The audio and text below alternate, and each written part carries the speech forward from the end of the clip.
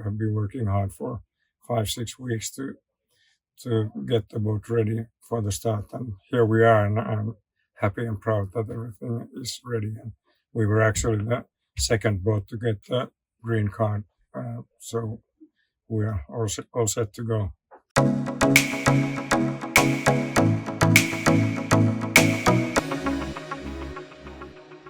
We're here on board Galiana with Secure, a Swan 55, which is skippered by Tapio Lehtinen. Tapio, talk to me about the crew that you have on board, because it's quite a unique crew for this race, isn't it? I started the project right after the 2018 Golden Globe race, and after announcing it, and telling that I'm looking for a team who will be between 20 and 35 years of age at the time of the race.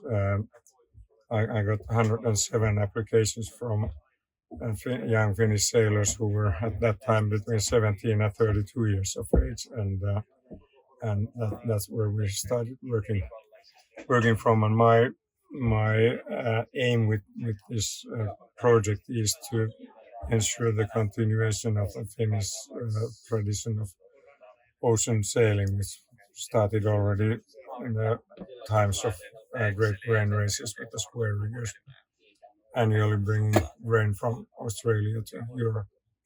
And you've had quite an interesting start to get to the start line, being that you were planning to take part in the Fastnet race and your boat was dismasted.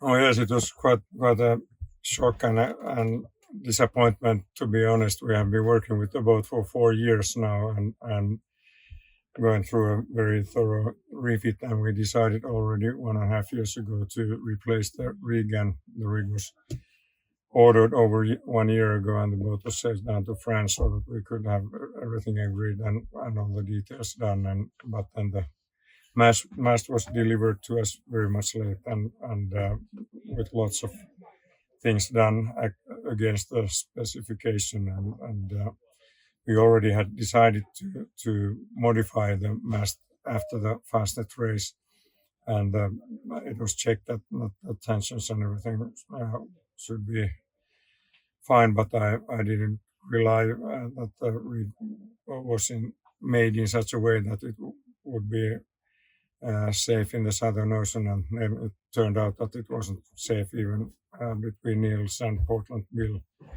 But at the same time, I'm very happy that it came down here and not in the Southern Ocean, and also very thankful for Marine Rigging Services in Gosport, who gave us excellent service, and we have been working hard for 5-6 weeks to get the boat ready for the start. And here we are, and I'm happy and proud that everything is ready. And we were actually the second boat to get the green card, so we are all set to go.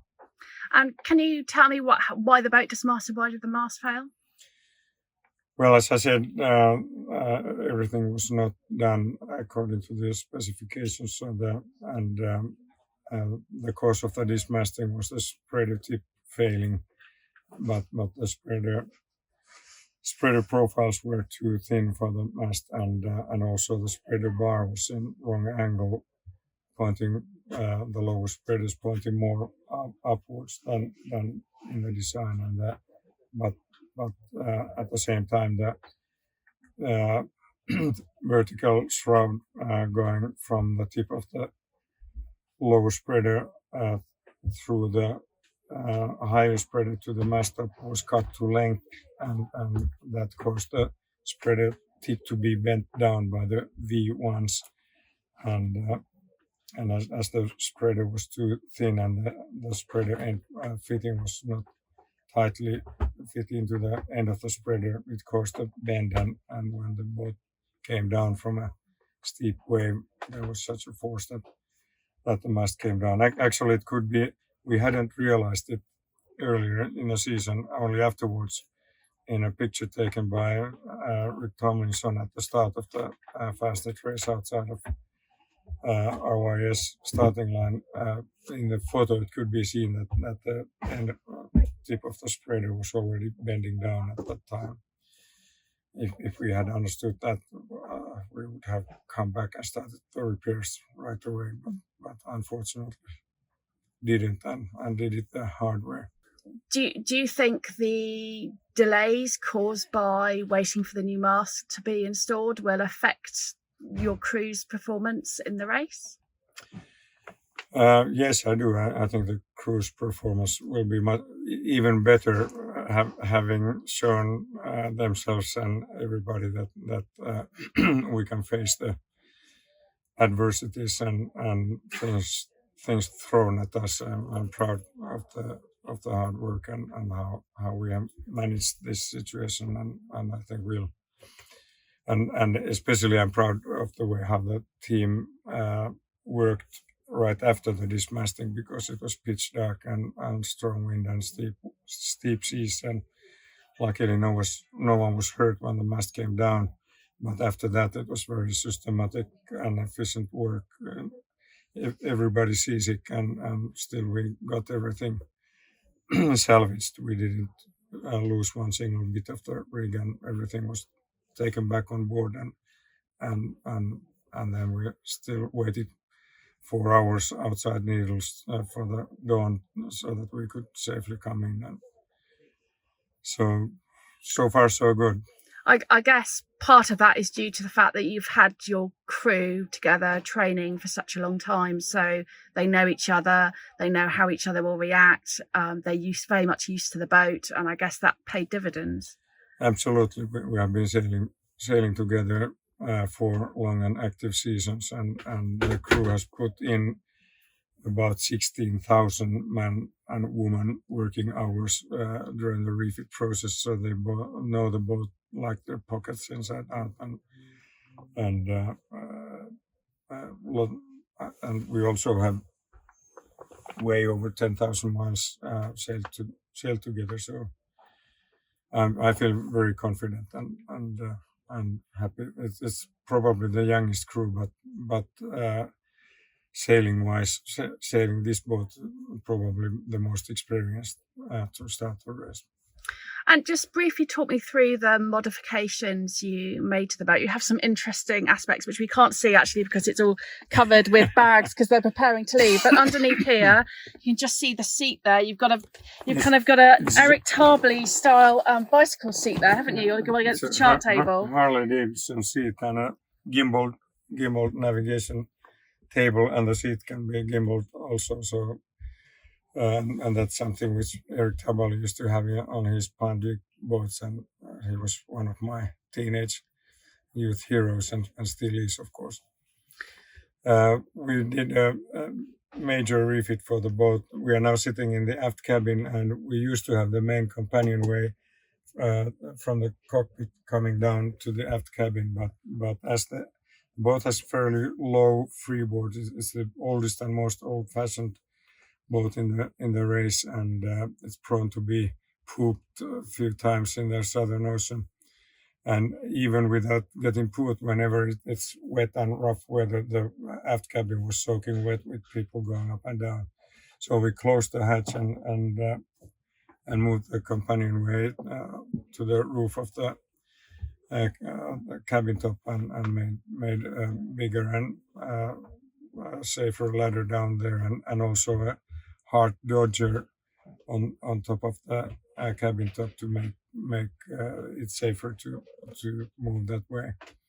And I'm a very fanatic Olin Stevens fan, so this is one of my Bibles, and this is Olin Stevens' biography, and in the cover is a picture of the Raid, which was his breakthrough design in 1929, and this boat was designed 40 years later in 1969, and this is actually the end of a legacy of Olin Stevens designed offshore racing yawl rigged offshore racing boats, and designed to the RORC rule instead of the IOR rule, which came into force in the early 70s.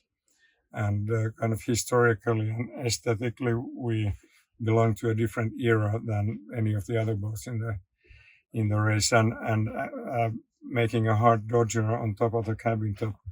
I made a decision that rather than make it out of steel and polycarbonate and fiberglass, we copied the design of one of the classic Olin Stevens yawls, Manny 2, which was built in late 1930s and which was John F. Kennedy's boat during his presidential years. So it's made of teak, and kind of I want to kind of underline the classic aspect of the boat, and same goes with the change of the interior. That we have tried to follow the tradition of older Sparkman and Stevens boats.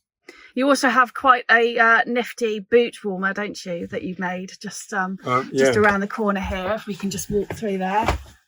There we go. Yeah, talk to me about the boot warmer.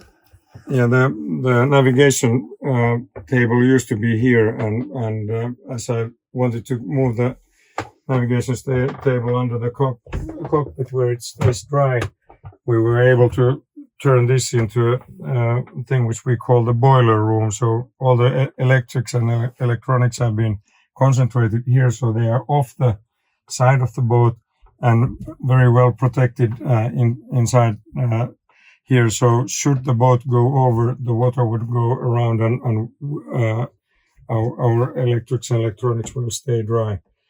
Behind here we have this bulkhead we have two diesel heaters. One is blowing forward and the other aft, and the aft one is blowing hot air to these glove and drying pipes, and then the boots are put on these longer pipes, and there's hot water, hot air coming from the bottom of the locker, and then there's a electric ventilation, so we get air moving here. And then we also put an extra door to the aft toilet so that you can enter the toilet from with wet dripping clothes without getting the boat elsewhere dry. And it's an absolute categoric rule on board Galiana that it's forbidden to pee over the side. It's a safety issue, and also a culture thing. We want to sail in a civilized way.